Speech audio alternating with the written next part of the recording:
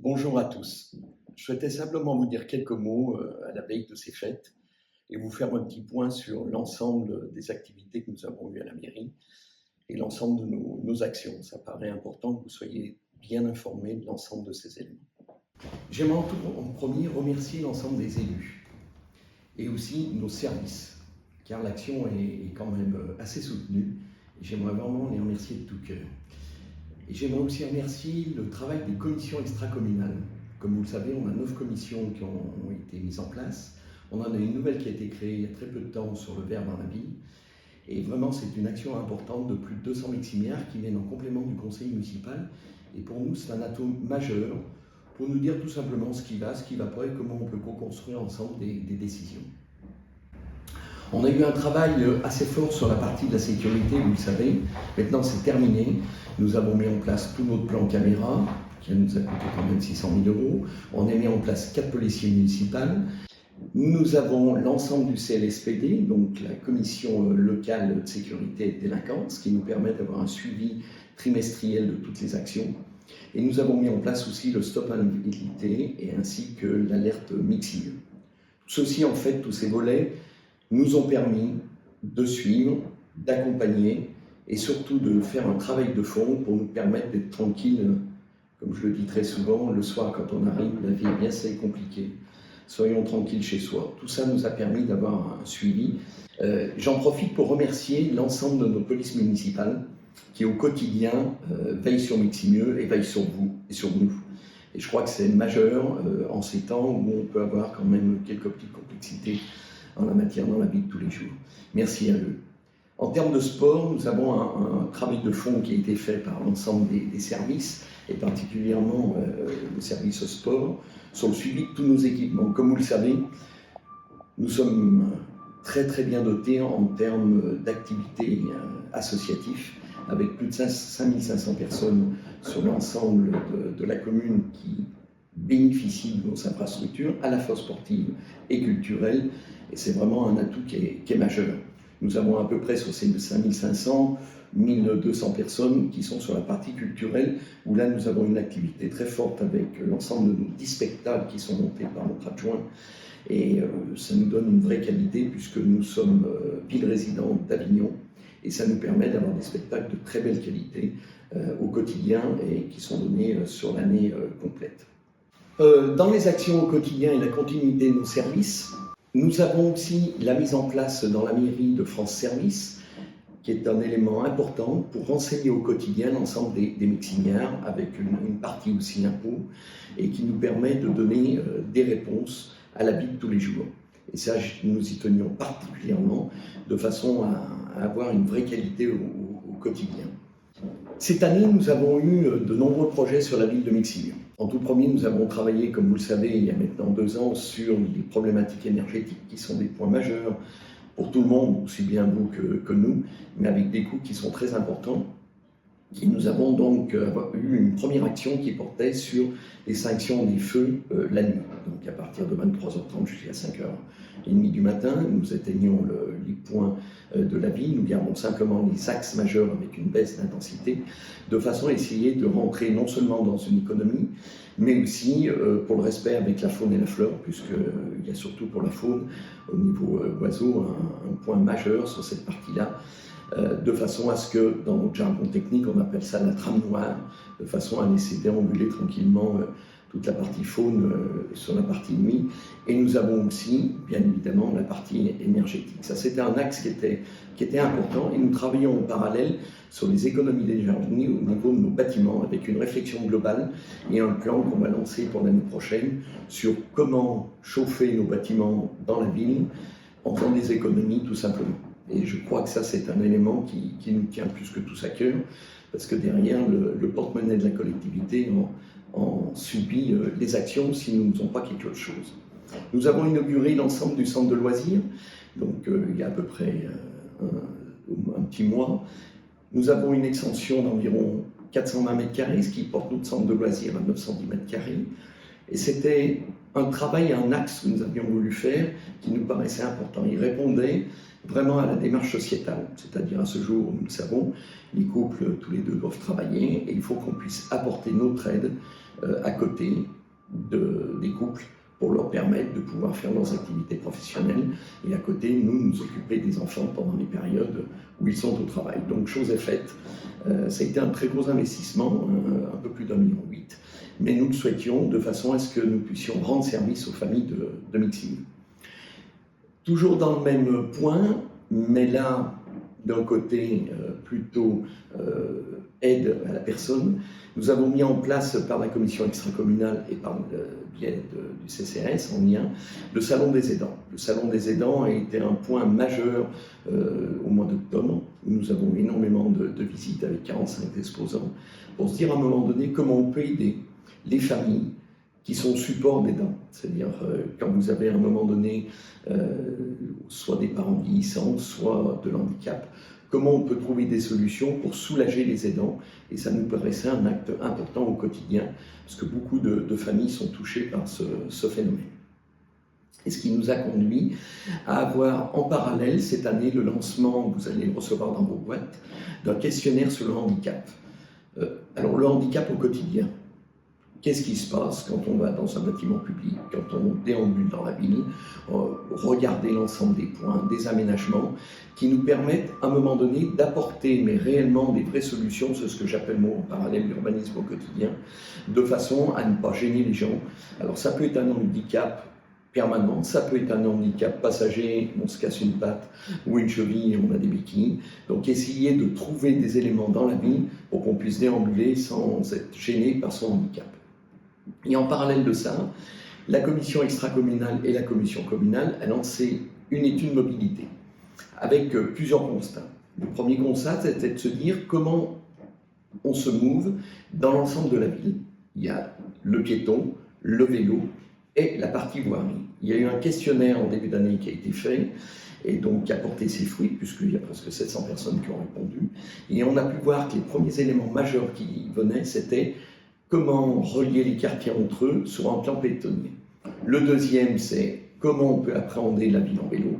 Et le troisième, bien évidemment, c'est la continuité des véhicules, puisque l'une des idées qui nous paraissait majeure, c'est que nous n'ayons pas une réponse dogmatique. Il nous faut une réponse pour tout le monde. À la fois les gens qui veulent faire du vélo, à la fois les gens qui veulent être piétonniers, et à la fois les gens qui se déplacent en voiture. Donc là-dessus, la commission a travaillé. Nous avons mandaté en parallèle un cabinet, qui est le cabinet ITEM, et qui nous a proposé un ensemble de solutions qui va être proposé en début d'année à l'ensemble de la population, qui a été discuté avec le monde des commerçants, mais nous attendons des retours, de façon à voir comment nous pouvons appréhender l'ensemble de ces aménagements de voirie sur l'ensemble de la ville. Et en parlant de voirie, nous avons fait certaines voiries dans Miximur, entre autres j'en ai une qui me vient en tête que nous avons inaugurée il n'y a pas bien longtemps, Chemin du Palais et tout l'ensemble, avec l'idée c'est de se dire une fois que les lotissements et les zones sont terminés, là on vient finir l'acte final, c'est-à-dire les aménagements dessous et les aménagements dessus. On a un vieil adage à Miximur, on ne fait pas que le dessus, on ne fait pas que le décor du théâtre, il faut faire la fonctionnalité d'infrastructure et après, dessus, il faut que nous aménagions, et tout ceci en concertation, puisque je m'étais engagé auprès des riverains. Nous avons fait des réunions avec eux, nous avons discuté, on leur a fait 2 scénarios de propositions d'aménagement. Il y a eu un scénario de synthèse qui a été discuté avec eux, il y a eu un vote, et nous avons procédé à la réalisation du projet selon la volonté des habitants. Ça paraît important, parce que les projets doivent être partagés. Ils ne peuvent pas être faits simplement à la mairie. Il y a des pistes qui sont données, mais les gens habitent dans les quartiers, et c'est vous qui pouvez nous dire à un moment donné si oui ou non ça colle à la forme, mais surtout au mode de vie de votre quartier. En parallèle de ça, on a mis en place aussi une politique sur les jeux pour enfants. Donc nous avons inauguré il n'y a pas tellement longtemps, donc avec l'ensemble de nombreux adjoints, parce que tout le monde a participé, c'était un projet transversal, sur plusieurs axes. Une politique de mise en place un plan jeu, avec la mise en place au MENEL de toute la partie des jeux inclusifs. Je le dis très souvent, on n'a pas le droit de laisser quelqu'un sur le chemin. Et donc nous avons souhaité avoir des jeux où des enfants handicapés en fauteuil ou non handicapés peuvent jouer ensemble sur la partie des projets. Ceci a été fait. Nous avons un deuxième axe qui a été mis en place, c'est au centre de loisirs avec l'agrandissement. Nous avons aussi mis des jeux inclusifs. Et là, nous avons un troisième point qui sera donné au mois de mars aux Caronnières, sur toute la zone des Caronnières, enfin terminer, nous allons pouvoir inaugurer au mois de mars ou au mois d'avril avec l'Inacité, l'ensemble d'un parc de façon à ce que les enfants puissent jouer dans ces quartiers aussi, pas simplement ouvert qu'au quartier, mais ouvert sur la ville, sur l'ensemble des habitants entre les Olières et les Caronnières.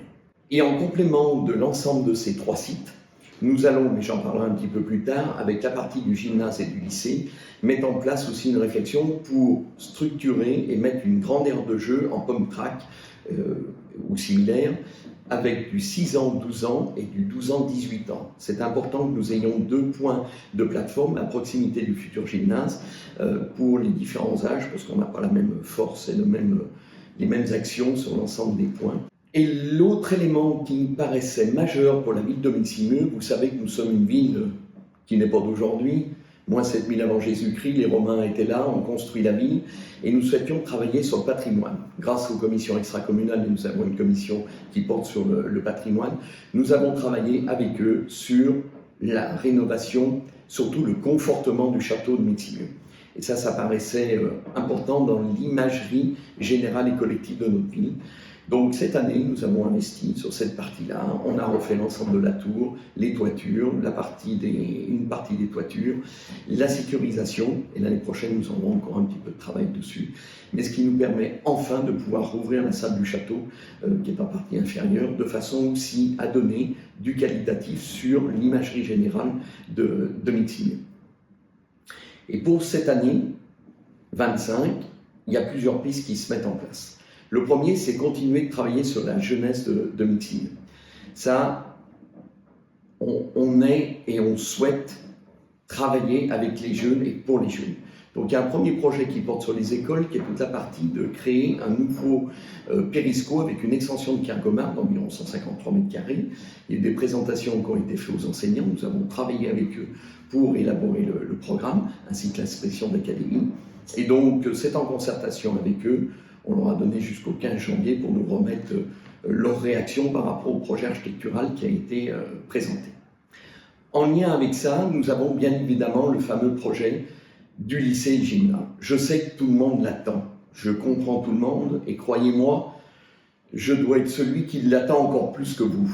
Pourquoi ? Parce que c'est un projet de longue haleine, c'est un projet compliqué. On a eu Covid, on a eu des augmentations très importantes et la région a eu une très grosse augmentation. Pour vous donner qu'un chiffre, ils étaient à 37 millions d'euros pour construire le lycée, ils sont à 50 maintenant. Donc comprenez qu'il y a des choix qu'ils ont faits.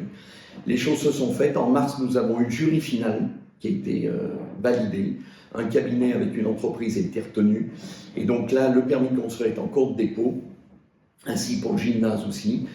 Nous avons eu un petit retard dû à l'Adréal qui nous a demandé des études complémentaires sur la partie environnement. Et je le dis tout le temps, nous sommes régaliens, on est là pour appliquer les textes et la loi. Donc on s'est exécuté avec des compléments d'études de circulation et de mobilité qu'on leur a transmis et nous aurons leur avis définitif pour le 14 décembre. Donc les choses se mettent en place pour un démarrage potentiel pour juillet 25. Et donc, ça nous pousse de 7 mois et une ouverture prévue par la région en 27. Alors, je sais que tout le monde m'en parle, mais c'est normal.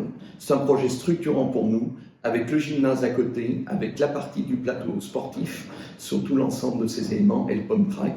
Et ça se situe exactement sur cette zone qui est ici. Vous avez la déviation qui est ici, et nous avons l'ensemble sur les 8 hectares que nous avions achetés il y a quelques années là-dessus pour implanter l'ensemble de notre bâtiment et de nos bâtiments.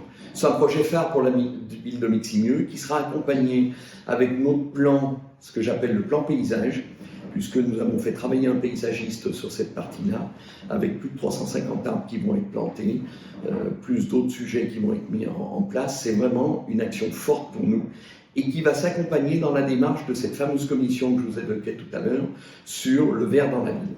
Et donc, il y a une nouvelle commission qui s'est mise en place pour travailler sur une canopée. Qu'est-ce qu'une canopée ? Tout simplement, c'est la mise en place d'arbres dans le centre de la ville, de façon à ce que l'hiver, je le dis souvent en rigolant, mais il y a une chose magique, les arbres perdent leurs feuilles, donc on a le soleil directement l'hiver, mais l'été, on a un ensemble de feuilles sur les arbres et de reconstituer des zones d'ombre à l'intérieur de la ville pour tout simplement marcher tranquillement à l'ombre quand on déambule. Et ça nous permettra de minimiser les effets de radiateurs urbains qu'on trouve dans les villes. Nous avons fait ça à Kergomar, où nous avons désimperméabilisé une cour complètement, et on en a vu les actions autour, c'est moins 7 degrés à peu près.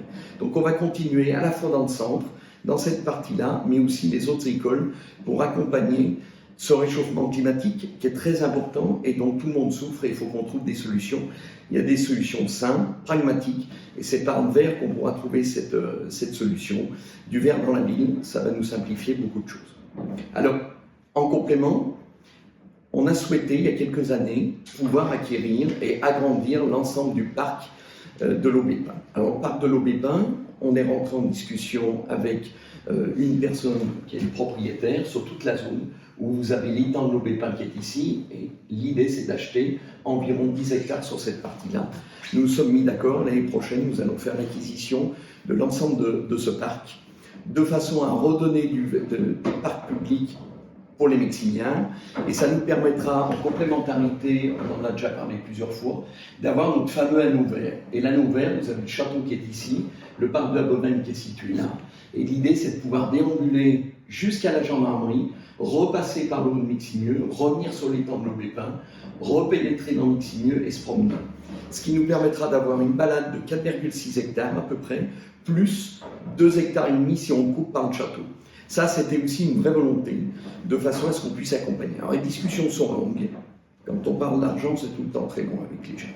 Mais on s'est mis d'accord, et maintenant, on va pouvoir passer à l'acte pour pouvoir faire des achats l'année prochaine. Et à l'intérieur de ce parc, nous avons la chance, c'est que le propriétaire est un ancien horticulteur paysagiste, d'avoir de très beaux sujets et de faire un arboretum qui servira de support pour les écoles et pour tout le monde, mais qu'on puisse aller voir ce qu'il en est, voir de beaux sujets et entretenir ces sujets de façon à pouvoir déambuler dans la ville, mais dans le vert et surtout l'ensemble. Donc 10 hectares qui arriveront à nouveau en espace vert sur ce point-là. Et comme on l'évoquait dans les études de mobilité, cette année, en 2025, on va passer à l'acte pour qu'à l'intérieur de la ville, nous puissions mettre des pistes référents pour les vélos. Alors, les choses sont très simples. Les maisons ne sont pas sur roulettes, ça se saurait. Il nous faut absolument pouvoir garder nos trottoirs que nous avons ensemble, le stationnement, parce que le stationnement, c'est l'ADN de nos commerces. Nos 96 commerces que nous avons, si nous imaginions demain de mettre en piéton, nous ferions une erreur manifeste. Nous ne sommes pas dans une métropole, on n'est pas dans une ville de 200 000 habitants. Nous sommes à Meximieux, 8 260 habitants. Il nous faut impérativement garder notre commerce. C'est le fondement. Nous ne l'avons pas inventé, c'est les Romains qui l'ont inventé, mais c'est un vrai fondement. Donc l'idée, c'est juste à poser, de faire vivre tout le monde ensemble, de façon à marquer des pistes sur la rue, pour dire à l'automobiliste, attention, vous n'êtes pas tout seul. Donc on a déjà toute l'avenue Berthier qui a été faite. On va faire ça rue de Lyon et rue de Genève, et nous allons faire ça aussi sur la montée Boyer, de façon à faire des aménagements un peu plus forts là sur l'avenue Boyer, pour réfléchir sur l'ensemble de ces points et mettre en sécurité le vélo, bien sûr le piéton, mais que l'automobiliste se dit je ne suis pas tout seul dans Meximieux. Et puis on va travailler aussi sur la vitesse, mais ça la commission est en train de travailler là-dessus, de façon à regarder si nous pouvons diminuer un petit peu les vitesses dans la ville. Souvent, vous me dites, les gens vont très vite. Effectivement, il y a des gens qui vont très vite. Heureusement, il n'y en a pas des tonnes, mais il faut faire attention là-dessus, donc il faut qu'on trouve des aménagements sur ces points-là. Donc ça, c'est une vraie action, cette mobilité. Il faut qu'on travaille dessus, et c'est les actions d'études que nous avons menées cette année, et l'année prochaine, on va rentrer en action sur l'ensemble de ces points. Et puis, je voulais évoquer, c'est le plan de jeu qu'on va continuer à élaborer, et qui sera accompagné aussi d'un plan de banc. Il y a un truc tout bête, Meximieux, 92 mètres de dénivelé entre les deux. Il y a des gens, soit des personnes âgées ou pas âgées, ou des gens qui veulent couper un petit peu une montée à pied sur l'ensemble du haut de Meximieux. On va structurer pour qu'on ait des bancs, mais positionnés sur des points stratégiques. Parce que tout le monde en veut, mais surtout pas devant chez soi. Je comprends, parce que nous pouvons avoir des gens qui font du bruit à partir de ça. Donc pareil, on va élaborer ce plan, il est en cours de se finaliser. On le présentera et on discutera lors de nos réunions de quartier. Vous le savez, chaque année, je fais un certain nombre de réunions de quartier. L'année passée, on en avait une dizaine. Il y en a 2 qui vont être ajoutées, je pense, parce qu'il y a des habitants qui me disent le point de ralliement est un petit peu loin, donc on va rajouter 2 réunions. Et pendant ces 12 réunions de quartier qu'on fait sur mai, juin, juillet, un petit peu en septembre, ça nous permet de prendre le pouls de discuter avec les habitants et de voir les choses qui vont ou qui ne vont pas au quotidien. Et puis les points de recomposition de la ville sont importants sur la ville de Meximieux. On a lancé, vous le savez sûrement, la révision générale du plan local d'urbanisme. Donc on est en plein dedans, on définit la stratégie. Nous avons fait une réunion publique déjà cette année, en 2024, qui était au mois de septembre.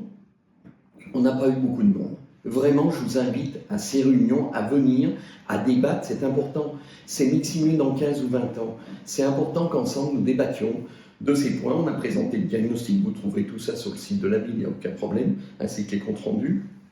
Mais nous souhaitons maintenant, et au mois de mars, on aura une étape qui sera la présentation du plan d'aménagement de développement durable, c'est-à-dire globalement, comment on voit Meximieux dans les 10-15 ans à venir.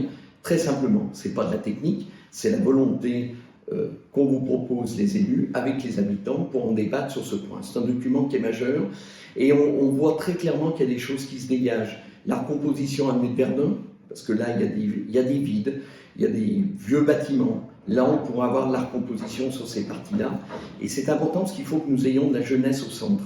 On a un peu un vieillissement au niveau du centre qui s'explique tout simplement, c'est que il y a des personnes d'âge mûr qui ne peuvent plus entretenir, qui vendent leur maison en haut de Meximieux. Ça permet de mettre des jeunes, mais en bas, nous avons un vieillissement de population, donc il faut qu'on retrouve ces points-là. La première action qui est portée, on a lancé il y a 3 ans, la réflexion avec la Sencoda pour l'ancienne gendarmerie. Comme vous le savez, on a construit une nouvelle gendarmerie en Meximieux. Et là, maintenant, il y a tout le site de la gendarmerie. Donc le site actuel de l'ancienne gendarmerie, c'est tout de suite à l'entrée de Meximieux, sur cette partie-là, en face de Carrefour, vers le logement.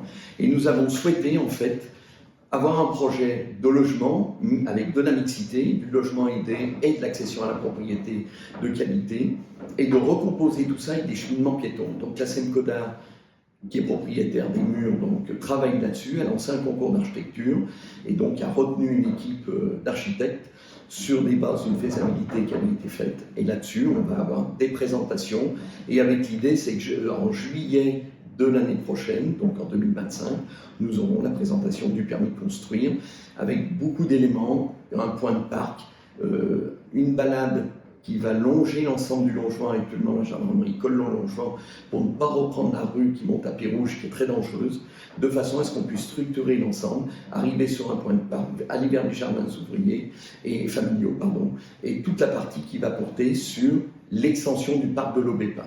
Comme vous voyez, tout est lié. C'est pas qu'un bout, c'est un pôle, et l'ensemble de ces pôles doit se mettre en place, que ce soit la mobilité, les espaces verts, le vert dans la ville, les constructions et l'ensemble de ces points. Et pour nous, c'est important de recomposer l'entrée de Meximieux côté Lyon sur l'ensemble des bâtiments et des friches qu'on pourrait avoir sur cette zone-là. Et puis j'en finirai mon propos avec un point qui me paraît important et majeur. Actuellement, c'est un peu la sinistrose. Vous ouvrez la radio, vous mettez la télé, on est dans une négative. Moi, j'ai une pensée positive. À un moment donné, oui, il se passe des choses. Il se passe des choses sur le plan national, sur le plan international. C'est ainsi. Ça a tout le temps existé. Le monde a fonctionné sur ce principe-là. Je crois qu'il faut avoir du courage, il faut regarder devant et se dire à un moment donné, tout ce qu'on prévoit, il faut le prévoir demain. Il ne faut pas avoir une vue à court terme. Et moi, pour Meximieux, avec mon équipe, ce que je souhaite, c'est qu'on ait cette vue à long terme en permanence. Alors, quelquefois, on a des projets un petit peu fous. J'ai certains de mes élus qui me disent « Oh, va doucement ». C'est pas grave. Il faut qu'on avance, il faut qu'on regarde demain, qu'on tienne la barre sur cette partie-là. On a des finances, certes, l'État va nous baisser les dotations. On trouvera des solutions ensemble. Quelquefois, il faudra peut-être être un peu patient, mais c'est ainsi. En tout cas, ce que je peux vous dire, c'est qu'on sera toujours là, mon équipe et moi-même, pour tenir la barre, pour avancer là-dessus et avoir des projets. Parce que je parle d'un principe majeur, c'est dans le rêve et l'utopie qu'on construit les projets. Et à un moment donné, oui, c'est qu'une petite part du rêve peut-être, mais c'est pas grave. Et en tout cas, tous nos projets qu'on élabore à ce jour partent de ce constat-là. Et puis j'en finirai mon propos tout simplement en vous souhaitant une très belle fête de Noël, en famille, parce que c'est très important. Merci à vous.